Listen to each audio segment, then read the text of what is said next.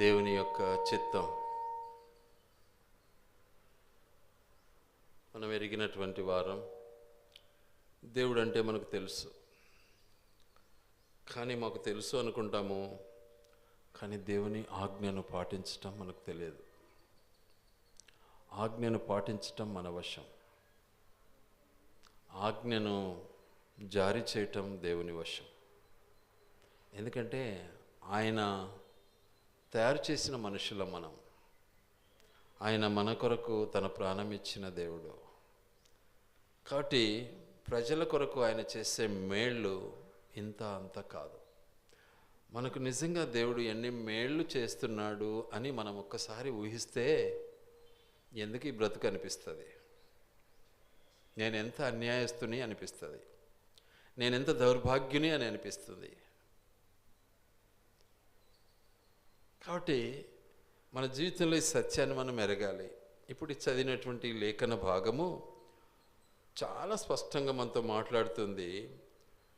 సమూయేలు మొదటి గ్రంథము 14:45. అయితే జనులు సౌలుతో, ఇజ్రాయేలీలకు ఇంత గొప్ప రక్షణ కలుగ చేసిన యోనాతాను మరణమవునా అని, అదెన్నటికీ కూడదు. దేవుని సహాయము చేత ఈ దినమున యోనాతాను మనలను జయమునందించెను. యెహోవా జీవముతోడు, అతని తల వెంట్రుకలలో ఒకటి నేల రాలదని చెప్పి యోనాతానును మరణము కాకుండా జనులు అతనిని రక్షించిరి. దేవుడు మరణం నుంచి రక్షించే దేవుడు, శత్రువు నుంచి రక్షించే దేవుడు. అయితే శత్రువుల నుంచి రక్షించటానికి ఆ రోజుల్లో, ఆనాడు ఇజ్రాయేలీల మధ్య నిజంగా ఎంతో భయభీతికి లోనైనటువంటి పరిస్థితిలో యోనాతాను ఒక్కడు తన యొక్క సహాయకుని వెంట పెట్టుకొని శత్రువును జయించాడు. కానీ అంతకుముందు వాళ్ళ తండ్రి గారు ఏం చేశారంటే ఒక నినాదం చేశాడు, ఒక ప్రకటన చేశాడు. ఏమని? ఈరోజు ఎవరైనా పని చేస్తే వారు ఖచ్చితంగా, లేదా ఈరోజు ఎవరైనా అన్నం తింటే, ఏదైనా తింటే వారు ఖచ్చితంగా ఏమవుతారు? మరణమవుతారు అని ఆయన ప్రకటన చేస్తాడు. అయితే ఆ దినము పరిస్థితి ఏమైంది అంటే, ఆయన శత్రువును జయించిన తర్వాత మార్గమధ్యంలో ఆయన మరి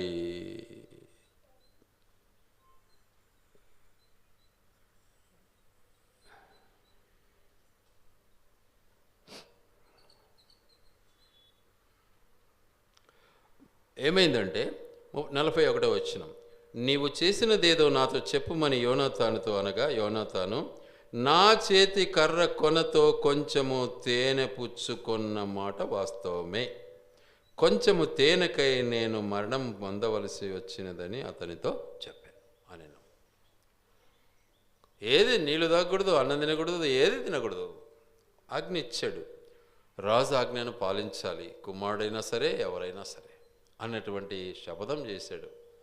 అయితే ఆ రోజు నిజంగా ఆయన శత్రువులందరినీ జయించి మార్గమధ్యంలో ఆయన ఏం చేశాడు? కొంచెం తేనెను పుచ్చుకున్నాడు. తీసుకోవటం వల్ల మరణానికి హేతువైపోయినాడు తండ్రి ఆజ్ఞ మేరకు. కానీ ప్రజలందరూ సంతోషిస్తున్నారు, శత్రువులను జయించినాడు యోనాతాను అని సంతోషించాడు. కానీ తండ్రి అంటున్నాడు, చావాల్సిందే ఎవడు, నా కొడుకైనా సరే ఎవడైనా సరే.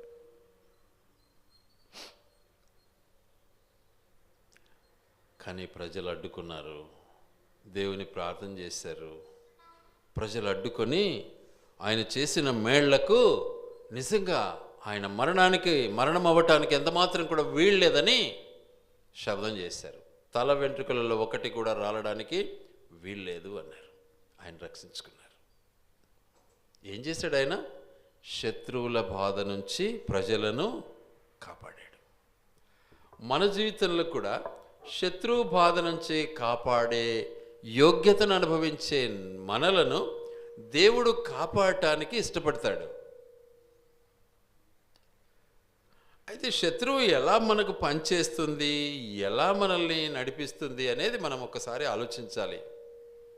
ప్రతి చిన్న విషయంలో శత్రువు నీతో మాట్లాడుతూ వస్తాడు. చూడు చూడు చూడు, నీ పరిస్థితి చూడు, ఆహా ఆహా, అంతలోనేనా, ఇంతలోనేనా, అప్పుడేనా, చూడు నువ్వేమైపోతావు, వారికి లొంగిపోతావు. కానీ యోనాతాను ఎంత మాత్రం కూడా జ్ఞాపం చేసుకో. నీ శత్రువును అధిగమించగలిగినటువంటి యోనాతాను యొక్క జీవితాన్ని నువ్వు అర్థం చేసుకోవాలి. యోనాతాను యొక్క జీవితం ఏంటిది? ఎప్పటికీ ఎవరికైనా సరే ఆయన ఏం చేయాలని కోరేవాడు? మేలు చేయాలని కోరేవాడు. ఆయన ఎప్పుడు కూడా దేవుడు నిజంగా ఆయన ఎన్నుకున్న తన యొక్క ఉద్దేశం, స్వంత భావభావమరుదుల యొక్క పరిస్థితి అది. చెప్పాలి అంటే దావీదు మహారాజు, యోనాతాను, వారి ఇద్దరి మధ్య ఉన్నటువంటి సంబంధం ఎలా ఉంది అంటే అంత గాఢమైనటువంటి స్నేహం అది. యోనాతానుకు బాగా తెలుసు. యోనాతాను గ్రహించిన వ్యక్తి, దావీదును గ్రహించిన వ్యక్తి దావీదుతో అన్నాడు, నీ రాజ్యంలో, నీ పరిపాలనలో నన్ను నువ్వు జ్ఞాపం చేసుకో అన్నాడు. కానీ ఆయన తండ్రి వెళ్తున్నాడు ఒక పక్క, కానీ ఆయన అల్లుడై కూర్చున్నాడు. కానీ అల్లునికి మాట ఇచ్చాడు. ఎవరైనా ఈయన ఒక బామర్దిలాగా. అయితే దావీదు రాజు అన్నాడు, అంతటి కృతజ్ఞత ఇంతకు మించి నాకేముంది అని ఎంతో ఇద్దరు ఒకరినొకరు పట్టుకొని ఏడ్చుకొని బాధపడి తన స్నేహాన్ని అనుభవించటం వాళ్ళని మనం చూస్తాం. మన జీవితంలో కూడా అది నేర్చుకోవాలా. దాన్ని బట్టి మన స్నేహితుడు కూడా, మన శత్రువులను కూడా మనల్ని రక్షించటానికి, మన శత్రువులను సంవరించటానికి ప్రాణానికి తెగించినటువంటి వాడై ఉన్నాడు మన ప్రభువు. అది మనం గ్రహించటంలే. అది గ్రహించక ఏం చేస్తామంటే మాకు తెలుసు మాకు తెలుసు మాకు తెలుసు అనే పదంలో మనం ఏమైపోతున్నామంటే పాపానికే బానిసలమైపోతున్నాం. కానీ ఆయనను మనం ఆశ్రయించలేకపోతున్నాం. అయినా కూడా మన శత్రువులందరినీ మనల్ని దూరం చేయడానికి ఆయన సిద్ధంగా ఉన్నాడు. ఏం చేశాడు? కల్వరి శిలువలో రక్తం కార్చాడు. సైతాను పారిపోయింది. సైతాను తట్టుకోలేకపోయింది. యేసు నామములో సైతాను గడగడలాడిపోతూ ఉంది. కానీ మనం సైతానుకు జై కొడుతున్నాం, యేసయ్యను విస్మరిస్తూ ఉన్నాం. ఆలోచించుకోండి ఒకసారి. అయినా మన దేవుడు మన పట్ల జాలి కలిగినటువంటి వాడై మన శత్రువుల నుంచి మనల్ని కాపాడటానికి ఆయన ఇష్టపడ్డాడు. శత్రువుల నుంచి కాపాడటానికి ఇష్టపడ్డాడు. ఏం చేశాడు? శత్రువులను తరిమి కొట్టాడు. శత్రువు పారిపోయింది. మనం యేసయ్య సన్నిధిలో మోకరిస్తే సైతానుడు పారిపోతాడు, గడగడలాడతాడు. మోకరించటం మన చేత కాల. అయినా దేవుడు మన వైపు చూస్తూ ఉన్నాడు. మనల్ని కాపాడాలని ఇష్టపడ్డాడు. మన కొరకు ప్రాణం ఇచ్చాడు. అట్టి ఆ దేవుని మనం ఆరాధించక ఎవరిని ఆరాధిస్తాము?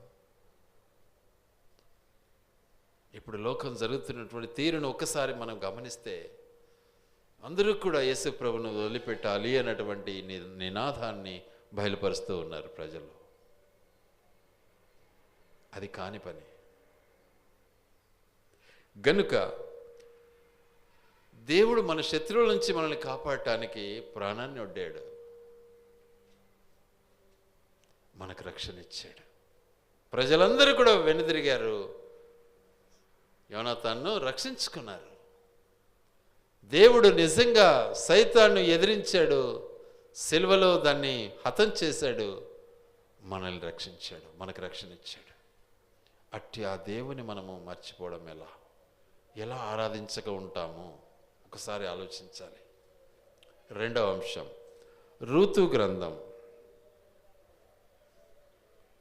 రూతు గ్రంథం 2వ అధ్యాయం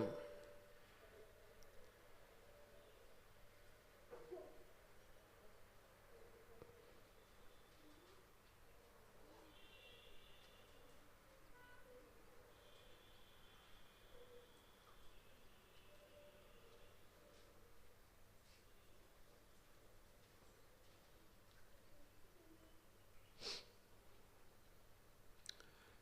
రూతు గ్రంథం 2వ అధ్యాయం 10వ వచనం.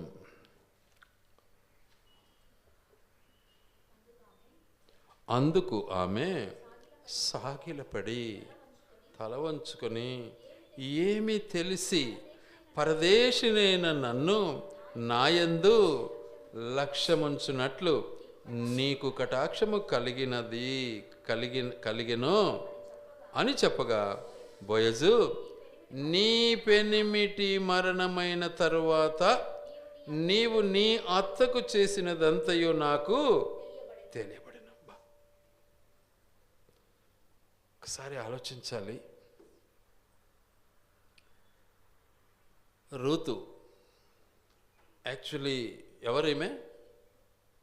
మోయాబీయురాలు. మోయాబీయులు అంటే ఎవరు అసలు? ఎవరు మోయాబీయులు అంటే ఎవరు? ఎవరి సంతానం తెలీదా?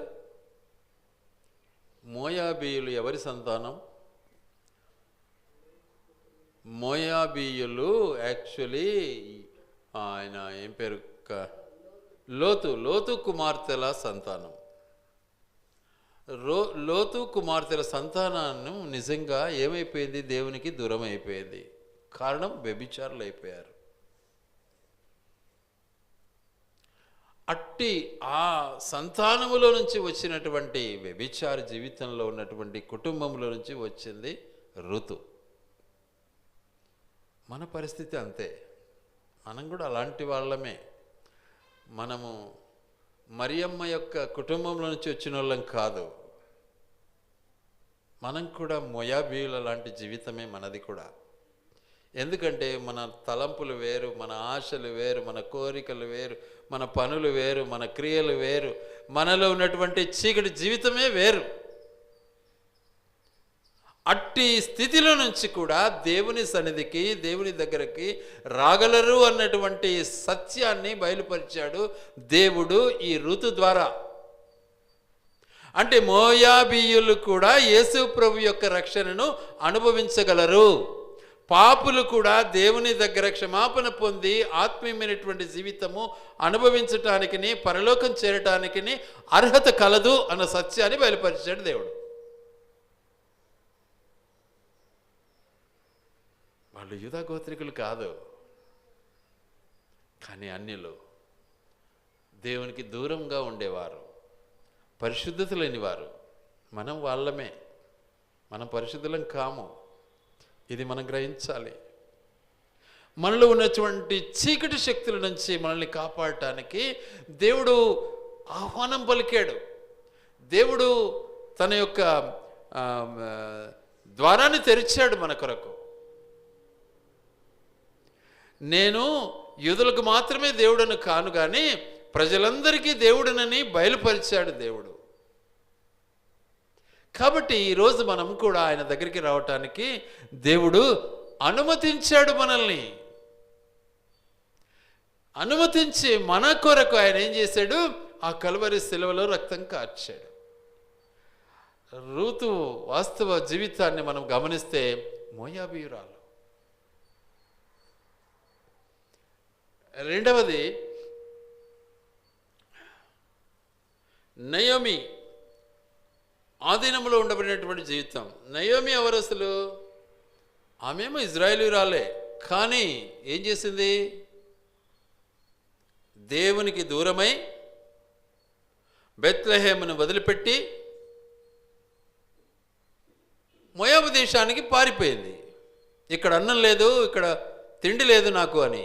మిగతా వాళ్ళు ఎలా బ్రతుకుతున్నారు? వాళ్ళందరూ చనిపోయారా? లేదు కదా. అదేవిధంగా మనలో కూడా ఎంతోమంది ఈరోజు ఏం చేస్తున్నారంటే మోయాబు దేశానికి వెళ్ళి బ్రతుకుదామని ప్రయాసపడుతూ ఉన్నారు, పయనిస్తూ ఉన్నారు. కానీ నిన్ను నన్ను పోషించడానికి ఆ దేవాది దేవుడు సిద్ధంగా ఉన్నాడు. ఎలా పోషిస్తూ ఉన్నాడు? తన వాక్యం ద్వారా మనల్ని పోషిస్తూ ఉన్నాడు. నీవు అన్యునివైనా అన్యురాలివైనా నిన్ను కాపాడటానికి దేవాది దేవుడు తన ప్రియ కుమారుడైన యేసుక్రీస్తు ద్వారా నిన్ను నన్ను రక్షించటానికి ఈ లోకానికి వచ్చాడు. రూతును కాపాడిన దేవుడు నిన్ను నన్ను రక్షించడా? ఆ మహాతల్లి ఎవరు అసలు? మోయాబీరాలు, వ్యభిచార గృహానికి చెందింది. అయితే ఏం చేసింది ఆమె? ఆమె చేసిన కార్యం ఏంటిది అంటే ఒకటే, అత్తకు లోబడింది, గృహ యజమానత్వానికి లోబడింది, గృహ యజమానిని గౌరవించింది, గృహ యజమానికి సేవ చేసింది.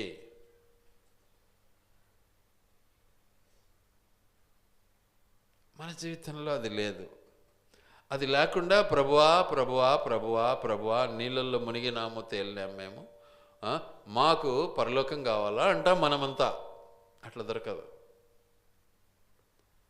ఆమె యొక్క క్రియా జీవితం ఏం చేసింది? ఆయన అన్నాడు ఒక మాట. ఏమన్నాడు? 10వ వచనం లాస్ట్లో ఒక మాట అంటాడు. ఏమంటాడు? నీ పెనిమిటి మరణమైన తరువాత నీవు నీ అత్తకు చేసినదంతయు నాకు తెలియబడింది. ఏం చేసింది?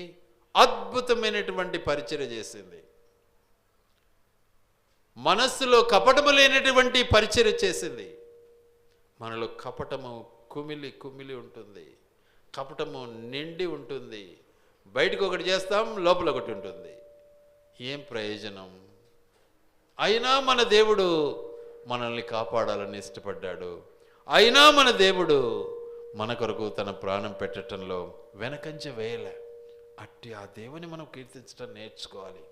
అందుకే సాక్షాత్తు బోయజు జీవితంలో రూతును గుర్తించినటువంటి వాడుగా, యేసుక్రీస్తు ప్రభు మనలందరినీ గుర్తించినటువంటి వాడుగా ఆయన మనల్ని రక్షించాడు. బోయజు ఆమెకు అండగా ఉన్నాడు, యేసు ప్రభు మనకు తోడుగా ఉన్నాడు.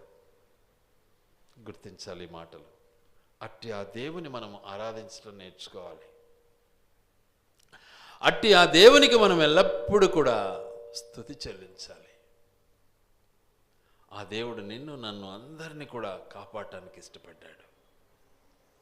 మన యొక్క చీకటి జీవితం నుంచి మనల్ని కాపాడి వెలుగులోనికి తేవాలని తన ప్రాణాన్ని బలి అర్పించాడు మన దేవుడు. ఇంకా సొడ్లు చెప్తాం. దేవుని సన్నిధి అంటే ఎన్నో సొడ్లు చెప్తాం. లోకము అంటే సంతోషంగా వెళ్తాం. దేవుని సన్నిధి అంటే తారుమారైతాం. వెనక ముందు చూస్తాం, దిక్కులు చూస్తాం. మన బ్రతుకు ఎలా ఉంది ఒకసారి ఆలోచించండి. అమూల్యమైనటువంటి దేవుని సన్నిధికి సమయాన్ని ఇవ్వలేం. మనం సమయాన్ని ఇవ్వలేం. దేవుడు ప్రాణాన్ని ఇచ్చాడు. ఆయన చేతకానాడు కదా, ఆయనకు తెలియదు కదా, ఆయనకు అంత జ్ఞానం లేదు కదా. ఒకసారి ఆలోచించాలి. ఆ దేవుడు మన కొరకు ప్రాణం ఇచ్చాడు అంటే ఆయన ఇచ్చిన ఈ ప్రాణాన్ని, ఆయన ఇచ్చిన ఈ సమయాన్ని ఆయన కోసం వాడుకోవటంలో నిర్లక్ష్యం ఎందుకు? మన అబ్బసొత్తు కాదు కదా ఇది. ప్రాణం మంది కాదు, సమయం మంది కాదు. ఎందుకు వృధా చేస్తాం? మనం సమయాన్ని వాడుకోలేం, దేవునికి మనల్ని మనం అర్పించుకోలేం. ఎంత దౌర్భాగ్యం. కాబట్టి దేవుని సమయాన్ని దొంగిలించకూడదు. జాగ్రత్త. దేవుని సన్నిధిని దూరం చేసుకోకూడదు. దొరికిన సమయాన్ని, దేవుని సన్నిధిని అనుభవిస్తేనే మనకు ఆశీర్వాదం. మహాతల్లి రూతమ్మ గారు నిజంగా ఎంత అద్భుతమైనటువంటి గొప్ప అవకాశాన్ని నిజంగా ఆమె సొంతం చేసుకునింది అంటే, అందుకు ఆమె సాగిలపడి తల వంచుకొని, చూసారా, సాగిలపడింది.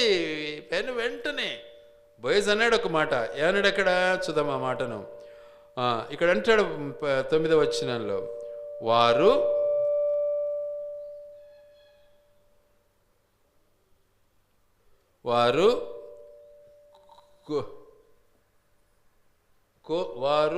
కోయు చేను కనిపెట్టి వారిని వెంబడించుము. నిన్ను ముట్టకూడదని యవనస్తులకు ఆజ్ఞ ఇచ్చి ఉన్నాను. నీకు దాహమగునప్పుడు కుండల యొద్దకు పోయి పనివారు చేదిన నీళ్లు త్రాగుమని చెప్పాను. చాలా స్పష్టంగా ఆమెకు సహాయం చేశాడు. మొట్టమొదట ఏం చేశాడు? అక్కడ ఉన్నటువంటి యవనస్తులకు అందరికీ ఆజ్ఞ ఇచ్చాడు, భద్రం, ఆమెను మీరు చెడు ఆలోచనతో కానీ చెడు చూపుతో కానీ చూశారు, జాగ్రత్త అన్నాడు. రెండవది ఏమన్నాడు? పనివారుండే చోటనే ఉండు, మన పనివారుండే చోటనే ఉండు. మూడోది ఏమన్నాడు? వాళ్ళు నీ కొరకు చేది పెట్టిన నీళ్లను నువ్వు త్రాగు వాళ్ళతో వెళ్ళి అన్నాడు. నీకేం చింతలే, నువ్వేం దిగులులే, కారణం సైతాన్ని అడ్డగించేశాను, సైతాను నీ దగ్గరికి రావటానికి ఎంత మాత్రం కూడా వీలు లేదు అన్నాడు. మనం సైతానికే చోటిస్తాం ఎక్కువ, లోకానికే చోటిస్తాం ఎక్కువ, లోకపు ఆశలే మనకు నెరవేరాలని కోరుతాము, దేవుని సన్నిధిని పోగొట్టుకుంటాం. ఆదివారమైనా పర్లేదు, ముందు ఆ పని చూద్దాంలే, మళ్ళీ చూస్తాంలే, ఈ పొద్దు కాకుండా మళ్ళీ వారమైనా చూసుకోవచ్చు కదా అనే తత్వంతో మనం మన జీవితాన్ని నాశనం చేసుకుంటున్నాం. నాశనం. అయినా మన దేవుడు గొప్పవాడు, మనల్ని ఏం చేస్తున్నాడు? కాపాడుతున్నాడు. ఎందుకు కాపాడుతున్నాడు? ఎందుకు కాపాడుతున్నాడు అంటే ప్రతి ఒక్కరూ కూడా ఏం కావాలని ఇష్టపడుతున్నాడు దేవుడు? చాలా స్పష్టంగా మాట్లాడతాడు. ఆలస్యం కాకుండా దేవుడు వచ్చేలోపు అందరం కూడా మారు మనసు కలిగి ఉండాలని, అందరం కూడా ఆయనను అనుభవించాలని దేవుడు ఇష్టపడుతున్నాడు. చూడండి దయచేసి పేతురు రెండవ పత్రిక 3వ అధ్యాయము 9వ వచనం చదువుకుందాం. కొందరు ఆలస్యమని ఎంచుకొనున్నట్లు ప్రభు తన వాగ్దానమును గూర్చి ఆలస్యము చేయవాడు కాడు, కానీ ఎవడునూ నశింపవలనని ఇచ్చయింపక, ఎవడునూ నశింపవలనని ఇచ్చయింపక, ఎవడు కూడా నాశనం కాకూడదని, ఎవడు కూడా నరకానికి వెళ్ళకూడదని కొంచెం ఏం చేస్తున్నాడు? ఆలస్యం చేస్తున్నాడు. అక్కడే ఉంది అన్నమాట. చేయింపక అందరూ మారు మనసు పొందవలనని కోరుచు మీ ఎడల దీర్ఘశాంతము గలవాడై ఉన్నాడు. అది కొంచెం ఆలస్యమవుతా ఉంది, లేకుంటే ఎప్పుడో స్మాష్ అయిపోయింది ఇదంతా. ఇది మనం గ్రహించడంలే. ఆయన రాకడ వస్తూ ఉంది, భయాన్ని మనం కలిగి, దేవుని భయాన్ని కలిగి ఆయన వైపు చూద్దామనే తత్వం మనకు రాలే. మనదే గొప్ప అనుకుంటూ ఉంటాం మన బ్రతుకులో. ఎంతవరకు సాధ్యమవుతుంది? దేవుడు చూస్తాడు. ఒకరోజు మనకు కావలసిన జీతం ఆయన ఇస్తాడు, అంతే. కానీ రూతు జీవితంలో వెంటనే రూతుకు జవాబిచ్చాడు. అన్య దేశం నుంచి వచ్చావు, అన్యురాలువై వచ్చావు, ఎక్కడి నుంచో వచ్చావు, ఎవరిలోనూ పుట్టి పెరిగావు, కానీ నీ అత్తకు నీవు లోబడి నీ అత్తను అనుసరించి ఇదిగో ఈ బెత్లెహేము దేశానికి నువ్వు వచ్చావు. ఇది మంచి దేశము, ఇక్కడ దేవుడు ఉన్నటువంటి దేశము, దేవుని సన్నిధికి నీవు వచ్చావు, కాబట్టి ఇది నువ్వు విడువకు అంటాడు. ఇక్కడే ఉండు, ఈ మనుషులు ఉన్న చోటనే ఉండు, నీ దేవుడు ఇక్కడ ఉన్నాడు, నిన్ను కాపాడుతాడు, నిన్ను రక్షిస్తాడు. అట్టి కాపుదలకు దేవుడు మనల్ని నడిపించాడు. యేసయ్య అంటున్నాడు, నేడే నీకు రక్షణ దినం. ఆలస్యం అవసరంలే, నీలో మార్పు రావాలి, అది విడిచిపెట్టాలి. ఏంది? ఆ పాత జీవితం విడిచిపెట్టాలి. ఇక వాటికే మనం విడిచిపెట్టాలి అంటేనే పెద్ద బాధ. వీటికి రాకపోవడము అంటే ఇది ఏం పెద్ద సమస్య లేదు మనకు కదా. కాబట్టి దేవుడు మనతో మాట్లాడుతున్నటువంటి మాట, రూతును మన ముందు పెట్టాడు. అట్టి అన్య జనాంగము నుంచి ఎన్నుకున్నటువంటి ఆ దేవాది దేవుడు నిజంగా ఆ యొక్క వంశావళిలో, యూదా గోత్రములో, ఆ వంశావళిలో దేవుడు పుట్టాడు అన్న సత్యాన్ని బయలుపరిచాడు. అందుకనే బోయేజును ఏర్పాటు చేశాడు. బోయేజు యేసుక్రీస్తు ప్రభువుకు సాదృశ్యంగా ఉన్నాడు. తన భారాన్ని మోయటానికి సిద్ధపడ్డాడు. యేసు ప్రభు మన భారాన్ని మోసాడు. యేసు ప్రభు మన పాపానికి ప్రాయశ్చిత్తం చేశాడు. యేసు ప్రభు మన కొరకు తన యొక్క రక్తాన్ని ధారపోసాడు. అట్టి ఆ దేవుని నువ్వు ఆరాధించకుండా ఎలా ఉండగలవు? స్తుతి చెల్లించాలి, ఆరాధించటం నేర్చుకోవాలి మనం. దేవుని ఆరాధించాలి. ఆయన గొప్ప గొప్ప కార్యాలు చేశాడన్న సత్యాన్ని మనం ఎరిగి నిజంగా అబ్రహాం వలె, ఇస్సాకు వలె, యాకోబు వలె మనం ఆయనకు ఎల్లప్పుడూ స్తుతియాగం చేయాలి. ఎల్లప్పుడూ ఆయన్ని ఆరాధించటం నేర్చుకోవాలి. అందుకే కీర్తనకారుడు ఒక మాట అంటాడు, చూడండి దయచేసి. కీర్తనలు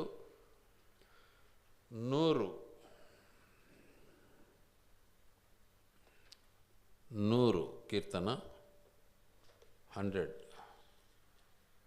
4వ చరణం 4వ వచనం.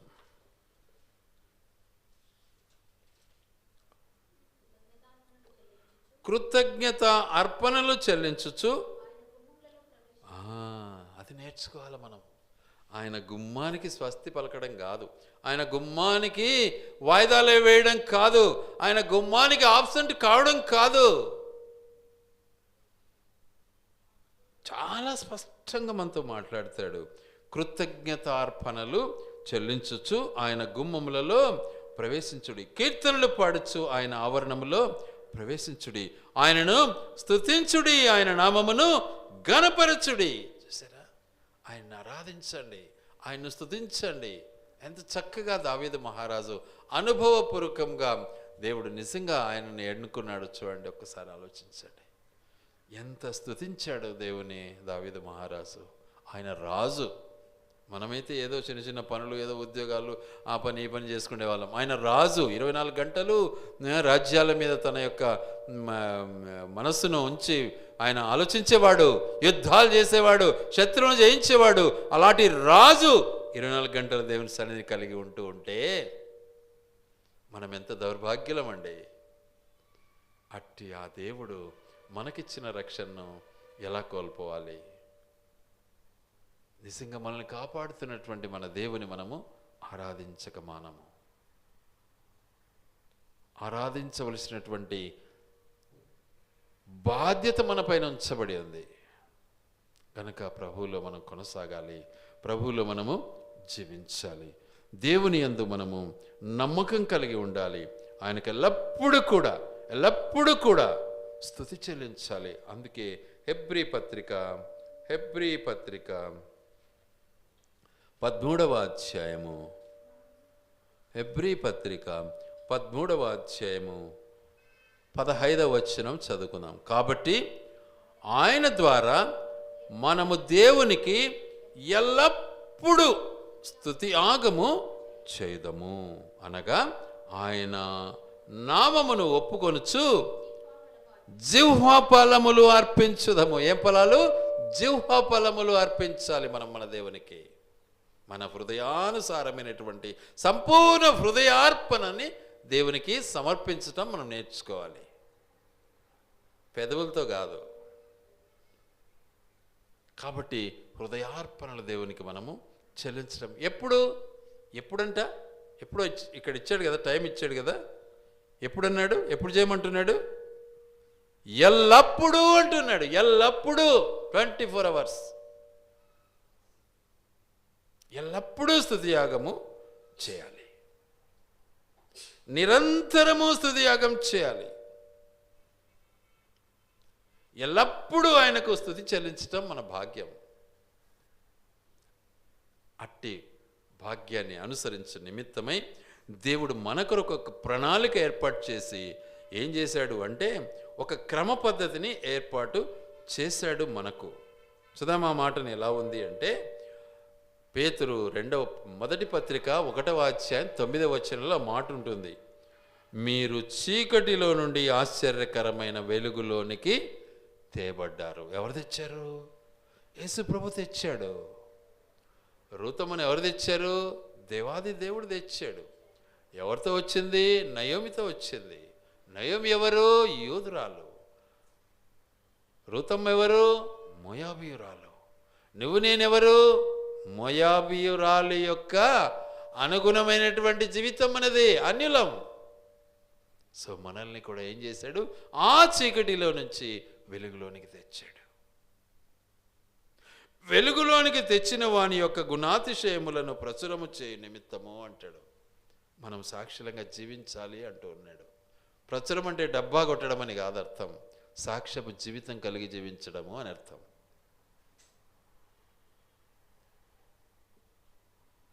సాక్ష్యపు జీవితమే పరిశుద్ధమైనది, డబ్బా కొట్టడం పరిశుద్ధమైనది కాదు నా దృష్టిలో. ఎందుకు అంటే లోపల ఒకటి ఉంటుంది, బయట నుంచి ఒకటి వస్తుంటుంది. కానీ నీ క్రియ మాత్రము బయటకు ఒకటి లోపలికి ఒకటి కాలేదు. అది నీ లోపల ఉండేదే నువ్వు క్రియ చేస్తావు.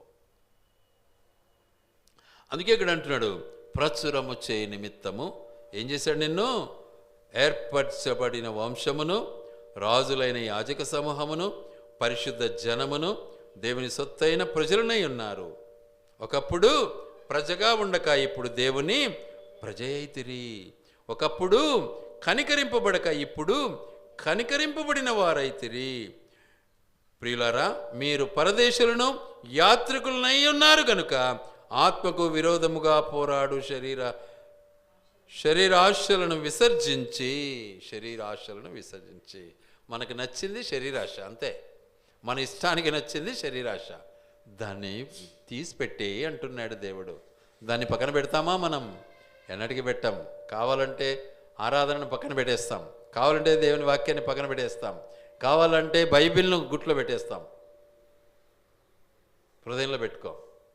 ముందు మన పని కానిలే అంటాం, చీకటికి చోటిస్తాం మనం. మన దేవుడు మనతో మాట్లాడుతున్న మాట, అభయంకరమైనటువంటి చీకటి జీవితం నుంచి రూతును కాపాడిన దేవుడు నిన్ను నన్ను కాపాడాడు. ఆ కలువరి సిలువలో కార్చిన ఆ పవిత్రమైన రక్తమే మనల్ని పరిశుద్ధులుగా చేసింది, మర్చిపోవద్దు. కాబట్టి మనం ఏం చేయాలి? ఎల్లప్పుడూ స్తుతి యాగం చేయాలి, ఎల్లప్పుడూ ఆయనకు స్తుతి చెల్లించాలి, ఎల్లప్పుడూ ఆయన్ని ఆరాధించడం నేర్చుకోవాలి. అందుకే కీర్తనకారుడు 104లో ఏమంటున్నాడు? ఎల్లప్పుడూ కూడా ఏం చేయమంటున్నాడు? అర్పణలు చెల్లించాలి. క్రియా జీవితం ఇతరులతో పంచుకో, అదే అర్పణ అంటే. అర్పణ అంటానే ఏదో 10 రూపాయలు కానుకేయడం కాదు. నీ జీవితాన్ని ఇతరులతో పంచుకో.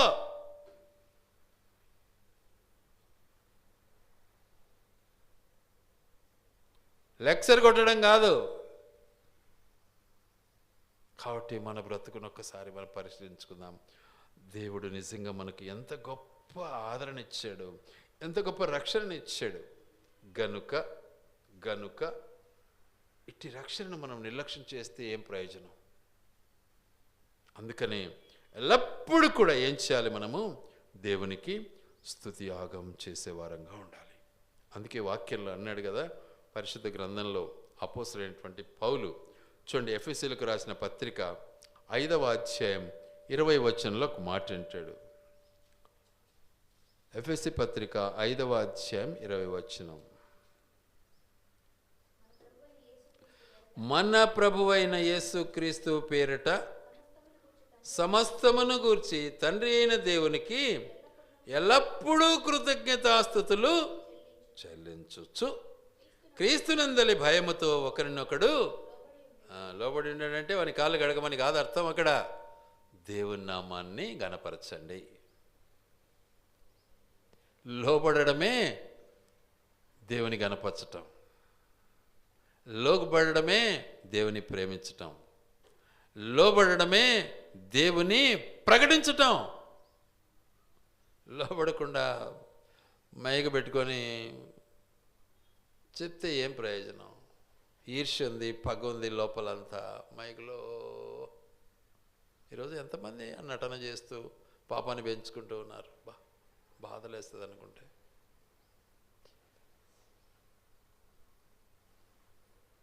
గ్రహించాలి ఒకసారి. దేవుడు గద్దిస్తాడు, దేవుడు ప్రేమిస్తాడు, దేవుడు కనికరం చూపుతాడు, దేవుడు గద్దిస్తాడు. ఇది మనం నేర్చుకోవాలి. గద్దింపు ఎందుకు వస్తుంది? ఏదైనా ఒక తప్పు చేసినప్పుడు ఖచ్చితంగా గద్దింపు ఉంటుంది. గద్దింపే లేకపోతే ఆ తప్పు మళ్ళీ మళ్ళీ చేసే అవకాశమే నీకు, అంతేగాని బాగుపడే ప్రసక్తి అయితే నీకు ఉండదు. గద్దిస్తానే మూతులు ముడుచుకుంటే ఏం ప్రయోజనంలే. దానివల్ల నీకు పాపమే పెరుగుతుంది, కానీ పరిశుద్ధత అయితే నీకు రాదు. వాక్యాన్ని అనుసరించే వ్యక్తి తప్పును చూసి ఖచ్చితంగా గద్దిస్తాడు, ఇందులో సందేహం ఉండకూడదు. వాడు గద్దించలేడంటే వాడు వేషధారే. ఏమిలే నాకేం పట్టిందిలే అనుకున్నాడు అనుకో, వాడు మనసులో వాడు పచ్చి వేసేదారి.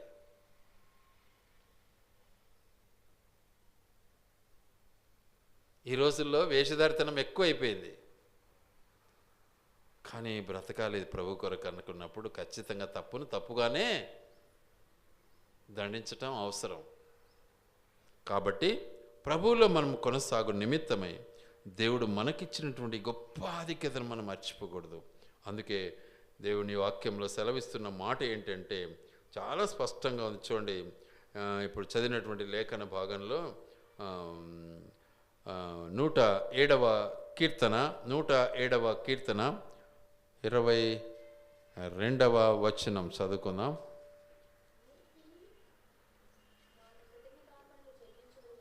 వారు యెహోవాకు కృతజ్ఞతార్పణలు చెల్లించుదురుగాక, వారు కృతజ్ఞతార్పణలు చెల్లించుదురుగాక, ఉత్సాహధ్వనితో ఆయన కార్యములను ప్రకటించుదురుగాక. చూసారా, ఉత్సాహధ్వనితో ఆయన కార్యములను ప్రకటించుదురుగాక. గట్టిగా లౌడ్ స్పీకర్ పెట్టి చెప్పడం కాదు, క్రియా జీవితం ఇతరులకు మాదిరికరమైనటువంటిది. అలా చేయకనే, ఆ విధంగా చేయకపోవటం వల్ల ఈరోజు మన దేశంలో ఈ భయంకరమైనటువంటి వ్యత్యాసం వచ్చింది. అది గ్రహించడంలే. ప్రభు నమ్మినామని దండరు కొట్టుకుంటే వాళ్ళ పరిస్థితి అది. క్రియలేని బ్రతుకు, ఎప్పుడు అవతలని పాయింట్అవుట్ చేయటం. అది ఈరోజు దేశంలో ఏమైపోతున్నావు, నీవు టార్గెట్ అయిపోతున్నావు. వాళ్ళకు ఆ శత్రుత్వం నేర్పింది మనమే అని నేను ఒప్పుకుంటున్నా.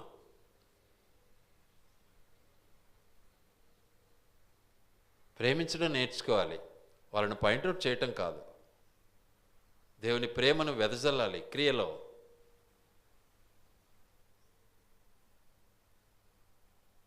అన్యులకు తప్పు చెప్పినాను, తప్పు అనే హక్కు మనకు లేదు. నువ్వు మంచి చేసి అన్యులను ప్రేమించు. యోనాతాను అదే చేశాడు. యోనాతాను తన ప్రజలను కాపాడటానికి తన ప్రాణాన్ని పణంగా పెట్టాడు, శత్రువులను ఓడించాడు. ఏం చేశాడు? ప్రజలను కాపాడాడు. కాబట్టి తన తండ్రి ఆజ్ఞ మేరకు ఆయన మరణం కావాలి, కానీ ప్రజలందరూ అడ్డుపడ్డారు, ఆయన కాపాడుకున్నారు.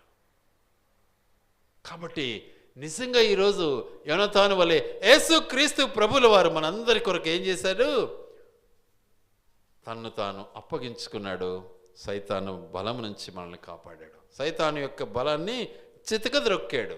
అందుకే అంటాడు, భయపడకండి, నేను నీకు తోడై ఉన్నాను అంటాడు. చూడండి, యోహాను సువార్త 16వ అధ్యాయము 33వ వచనము.